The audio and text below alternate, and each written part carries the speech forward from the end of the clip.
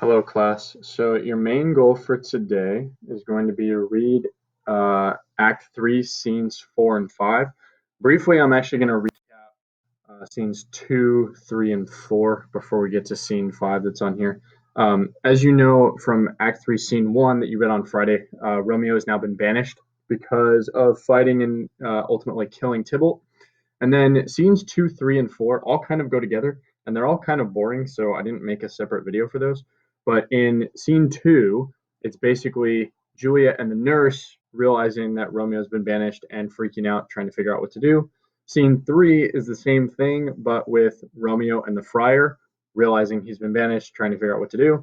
And then last but not least, Scene 4 of Act 3 is basically Mr. Capulet, so Juliet's dad, and Paris, uh, right afterwards, kind of saying, "Wow, Juliet is like really upset," and they think that it's all about the death of Tybalt. And so they're going, "What do we do? What do we do?" And so they decide that Paris and Juliet are going to get married ASAP. So that brings us to Act 3, Scene 5. Now, it opens with Romeo and Juliet there. And basically, Romeo has snuck into her house one last time before he gets banished to spend the night with her. I'll let you figure out what happened during the night. And then they get interrupted. Juliet's mom walks in first thing in the morning, and Romeo has to run away. Now, at this point is when Lady Capulet gets to be uh, the person to tell Juliet, hey, you're going to get married to Paris. And by the way, it's on Thursday. Again, her parents think that this will help her get over the death of Tybalt. They think that's why she's upset and crying all the time right now. She's really crying, though, um, mostly because Romeo is now banished, right? She's a little bit sad about that. She's also probably a little bit upset with him for the fact that he got himself banished. So that you can kind of see in this section up here, um, kind of in order. Why does Juliet's mom show up in the scene to tell Juliet that she's going to marry Paris? Juliet says no. Her father then comes in. This is our next point. Um, he flips out when he hears this. He gives her what's called an ultimatum, so basically a choice between two options. She has to choose either you can marry Paris or you can get out. He says, I'm going to cut you out. You can't live in my house anymore. Those are your two options. So at this point, she's not trying to figure out what to do. The parents leave. They're really upset.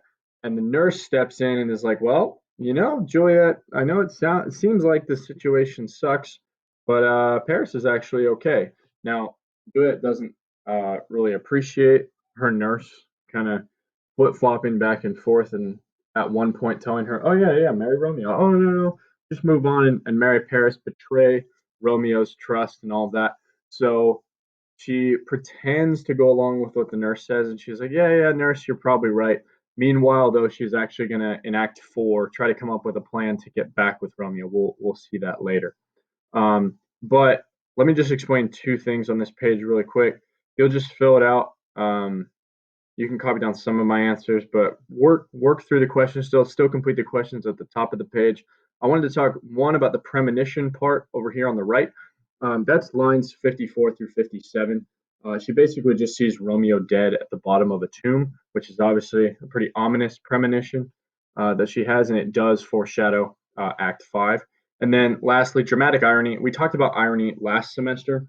And basically, dramatic irony is when not all the characters know what the audience does. So we know that Juliet is mad about Romeo being banished, and she's upset with him, but also sad.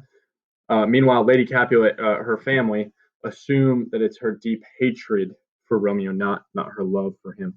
So hopefully that helps you understand kind of how all of Act 3 has been focused on the problem of Romeo's banishment and how all the characters are kind of reacting to that now. We'll see in Act 4 how Juliet and Romeo both really try to solve the problem, but for now, all we know is that the problem is there, and Juliet's parents are really stepping in to try and solve it for her. Um, I think that's it for now. Sorry, that's not for you guys. That's for the other group. But yeah, if you have any questions about Act 3 at all, please let me know during office hours. Until then, have a good day